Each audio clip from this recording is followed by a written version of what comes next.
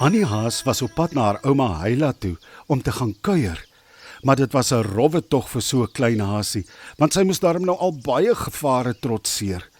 Eers was dit ou Jakkels wat vir haar 'n nare streep wou trek, en toe sit Krokkie Krokodil wat vir haar 'n Wiekus waterskilpad wou vang. Daarna was dit die nare ou Gamaliel Gemmerkat, glad nie 'n bosdier nie, wat haar wou jag. Ou Sarel Slang was die laaste strooi. Sy het gedink die ou gedierte sou haar help. Hy was so gaaf en het so mooi met haar gepraat, totdat Tinkie daar aangekom het en haar gewaarsku het. Annie Haas sit in die skaduwee van 'n groot ou boom en dink oor al haar wedervarings op pad. Hoppetie hop. Ek het nie gedink dit gaan so rof raak nie. Dit is seker die gevaarlikste reis wat ek nog aangepak het.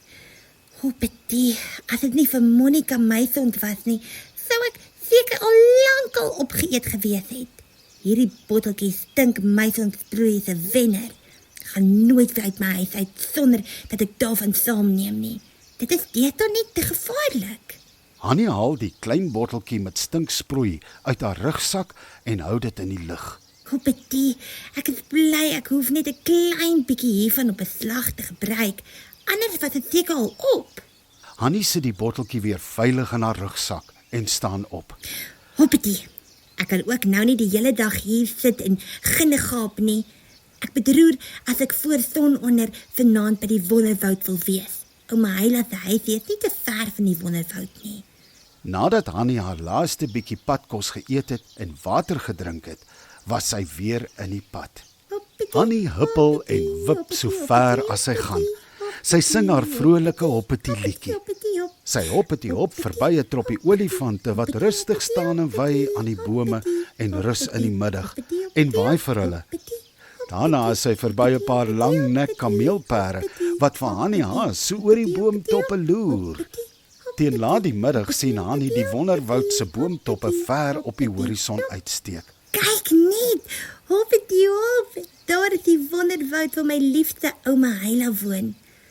Nou is ek regtig nog op poot uit. Ek het vandag ver gedraf. My water het gedaan, hoppetie.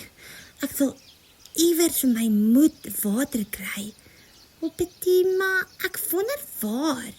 Annie Haas gaan sit in die skaduwee langs 'n bossie en kyk rond. Dan sien sy hoe 'n klein akedissie spartel om onder 'n klip uit te kom. Sy stap nader. Hoppetie, jou dierbare ding, hoe het jy onder die klip beland? Ag, help my asseblief. Die klip het daar van die muurshoop afgeval en my stert vasgeval. Ek wil nie te hard trek nie, anders te breek my stert af en dit gaan seer wees. Ek wil tog nie met 'n afstert loop nie, sê die akedissie. Hoppetie hop, hoe kom die klip op die muurshoop? Wil Annie weet. Dis een van die bobbejane. Hulle maak hulle eetgoed fyn met die klip op die muurshoop. Ag, help my net, smeek die arme akedissie weer. Nou goed, hoppetie, moet nou nie verder spartel nie. Sit net doodstil, dan tel ek die klip van jou stert af, sê Annie Haas. Hoppetie hop, hierdie klip is nogal swaar, jong. Hoppetie, hoppetie. Dis hy. Hoppetie, trek weg jou stert, dat ek die klip weer neersit. Hoppetie, hoppetie. Dis hy, hoppetie hop. O, dankie tog, jou liewe haasie. Jy het my lewe en my stert gered. Baie dankie, sê die akedissie en wil net huil van dankbaarheid. Hoppetie, hoppetie, kom geen trane nou meer nie. Kyk, jou stertjie is los en hy is nog mooi heel. My naam is Annie Haas, hoppetie, en ek bly aan die ander kant die groot rivier in die groot bos. Wat is jou naam? My naam is Dissie Akedis. Ek bly alleen hier, want 'n nare gemmerkat het my familie opgeëet. Nou is ek alleen oor, sê klein Dissie Akedis en vryf oor sy stertjie. Hoppetie, jou arme dier, kom ek dra jou na die koelte toe. Daar is baie klippe en rotse waar jy kan wegkruip, sê Annie en tel vir Dissie op. Sy dra mooi versigtig na die koelte en stapel rotse toe. Hoppetie hop, kyk net hoe lyk jou velletjie. Jy sal moet water drink. Wag, laat ek net hier in my rugsak kyk. My waterbotteltjie is leeg.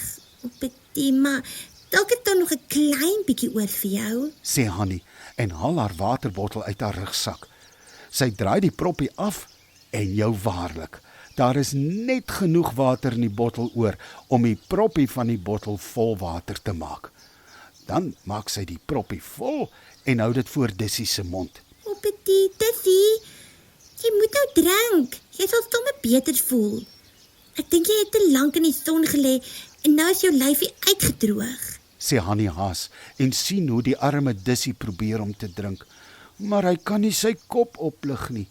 Toe maar, Dissy, kom ek help jou.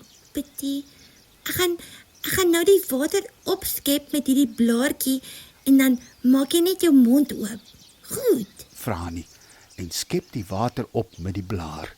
Dissy Akedus begin stadig van die water in die doppie drink. En dit was nie lank nie, toe sit hy sommer regop. Ai, Hanni Haas, nou voel ek darm regtig beter. Baie dankie dat jy jou laaste water met my gedeel het. Jy seker regtig net so dors. Kom ek gaan wys jou wat daar 'n lekker stroompie is, nie ver hier vandaan nie, Sê Dissy en daar draf hy vooruit. Nadat Hanni Haas haar waterbottel mooi vol gemaak het, is sy en Dissy terug na die hoop rotse toe. Hanni Haas, jy kan nie nou nog verder stap nie. Kyk, dit gaan nou donker wees. Ek gaan vir jou wys waar jy lekker veilig en warm en droog kan slaap, Sê Dissy en lei vir Hanni na 'n tonneltjie tussen die rotse toe. O, Betty, op. Kyk net hoe mooi. Ek hoop nie iemand anders bly hier nie, want dan moet ons eers toestemming vra om hier in te kom. Nee, Hanni, niemand bly meer hier nie. Daardie nare ou gemmerkat het almal hier gevang. Jy kan maar regtig hier oorbly vannag, Sê Dissy en wys vir Hanni waar sy kan slaap. Baie dankie vir jou gasvryheid, Dissy. Sê Hanni dankbaar. O, Betty, ek is nog 'n lekker moeg. Slaap lekker, Hanni. Jy is 'n ware vriendin. Dankie dat jy vandag my lewe gered het, Sê Dissy. En voordat hy nog kan klaarpraat, is Hanni vas aan die slaap en baie bly dat sy vandag vir iemand anders iets kon beteken het.